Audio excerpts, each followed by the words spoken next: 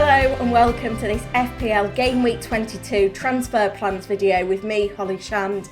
We've got a double game week, I've got 2 free transfers. It's going to be an interesting one, deciding on our moves. Let's get into it. So I'm going to start off by reviewing Game Week 21. I'm recording this on Monday morning, so we've still got one game to play. I've still got Harry Kane to come up against Fulham, but I'm having a very good week. Probably my best game week of the season so far, which is why I'm looking so happy today. I'm on 89 points and a massive green arrow, and most of the players in my team delivered. I had a couple of blanks in there, Gabriel, Nketiah and Almiron, but other than that, top marks from everyone else. A hat-trick for Erling Haaland.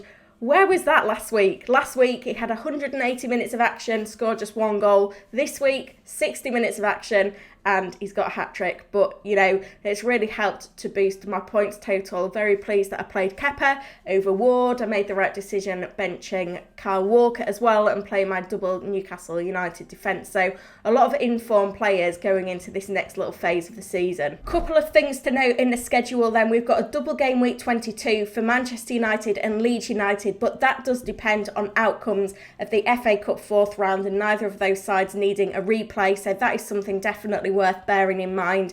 We've also got the confirmed double game week 23 for Arsenal and Manchester City. And looking to the wider schedule, we're expecting a blank in game week 25 and a blank in game week 28. But that all depends on outcomes of the FA Cup 4th round and beyond. So there's League Cup games still to be played. There's a whole round of FA Cup action. The next FPL deadline isn't until February. So for that reason, I think you need to make no transfers at the moment. Bide your time. Wait to see what the outcomes and the wider schedule is going to look like going forward until you're really committing to those transfers. But because of the fact that Manchester United have got an upcoming proposed double game week that isn't quite confirmed yet, we are seeing a lot of transfers in for Manchester United players. Bruno Fernandes, Marcus Rashford and Luke Shaw, the top transferred in so far this week. In terms of my own squad then, I've got 2 free transfers, 0.2 million in the bank. And on the whole, I'm pretty happy with my squad in terms of their form and their performance right now. It was the Arsenal triple up that I was a little bit confused on, and I didn't know how keen I was on Nketiah, but boy did he deliver against Manchester United, and now he's going absolutely nowhere in my squad. I think I'm pretty happy with my front line right now with Haaland, Kane and Nketiah.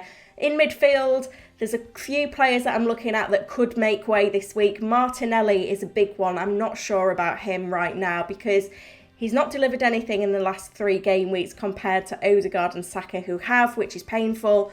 Now that Arsenal have signed Trossard as well, we could see a theme with Martinelli that he's getting subbed off somewhere between 60 and 80 minutes for Trossard to come on and get some minutes. So that's something to keep an eye on.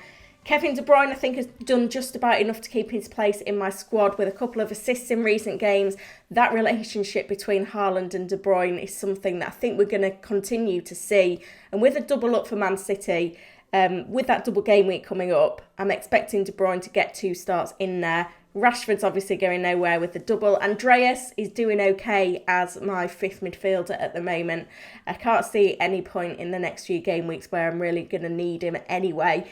Almiron, though, just 1 goal since the restart in game week 17, followed by 4 blanks. He is on the chopping block. And if I look into my defence as well, Gabriel, is it wise to be tripled up on Arsenal with an Arsenal defender? I'm not sure right now. And Kyle Walker, I was hoping he would come good. It doesn't look like he's going to. Do I give him a reprieve and hope that he gets some minutes in double game week 23? Or do I sell him now and get someone more consistent in like John Stones? That's where I'm kind of at in terms of my plans for this week. I mean, I'm not going to be making any moves anytime soon. I am going to wait till closer to the Game Week 22 deadline, which comes on Friday the 3rd of February at 6:30. But the proposed moves I'd like to make right now are Martinelli out and Odegaard in. Very similar price, these players, but Odegaard has got 6 double-digit hauls this season. Only Erling Haaland has managed more. And you look at the underlying numbers, Obviously, he's doing great in terms of his creativity for Arsenal, but he is having a large number of shots at the moment as well, which is really encouraging to see. 2 goals, 4 assists since the restart. And I feel like he's the most nailed player in Arsenal's attack because of the fact that he's their captain. He's running the strings in that attack right now. So I'd really like to get him in. He's the top scoring midfielder in the game this season, and I cannot ignore that. I need to find a way to him. And the easiest thing to do is sell Martinelli. Now, a lot of managers won't want to sell Martinelli because they've got a lot of team value tied up in him, and I do understand that logic. But for me, I've not got that problem because I've only recently brought in Martinelli anyway, so I've not got a lot of value brought up in him. Haven't owned him since the start of the season. I think he started the season at 6 million, so it becomes more problematic for those managers that have got that situation. The other move I'm looking to make is Almiron out and Mitoma in. Now, this does come with a little bit of risk. I mean, when I've made the move from Martinelli to Odegaard, in terms of Almiron replacements, I've only got 5.8 million to play with, but I do really like the look of Mitoma now at Brighton. 4.2% owned. He's got 3 goals and 1 assist since the restart. I know we've got Pascal Gross and Solly March that are doing equally as well, but when you look at the underlying numbers, Mitoma is more of a goal scorer compared to Gross and March. He's had more touches in the final third, more actions in the opposition's penalty box, and I think that's really important. At 5.1 million, he's a great asset. So that's the moves that I'm weighing up at the moment. Selling Martinelli and Almiron to bring in Odegaard and Mitoma with my 2 free transfers. Now, that means that I'm not bringing in any extra Manchester United players. The one that I'd really like is Bruno Fernandes, but I don't want to sell De Bruyne to bring in Fernandes when I know that I'll probably want De Bruyne back the very next week with the double for Man City. So I haven't got an obvious route to another Man United player unless I was to get another defender. I could replace Walker with Varane. That's another option. But I am expecting things to happen between now and the deadline. Some of these players will be playing 3 fixtures between now and the Game Week 22 deadline. That's something to bear in mind. Look, Manchester United, Newcastle, Nottingham Forest and Southampton, they're all in the League Cup semi-finals, which is double-legged. 1 game this midweek, 1 game the next midweek. So, so much can happen between now and then in terms of injuries, which is why I'm encouraging everyone to hold their transfers for now. I know there's been a lot of price rises. Things should settle down in this little mini break anyway, but the best thing you can do is be conservative, hold on to your transfers, and then look closer to the deadline at what's going on. I mean, the other option for me is to bring in a Leeds United player. I've not got an easy route to go with Notte right now, though.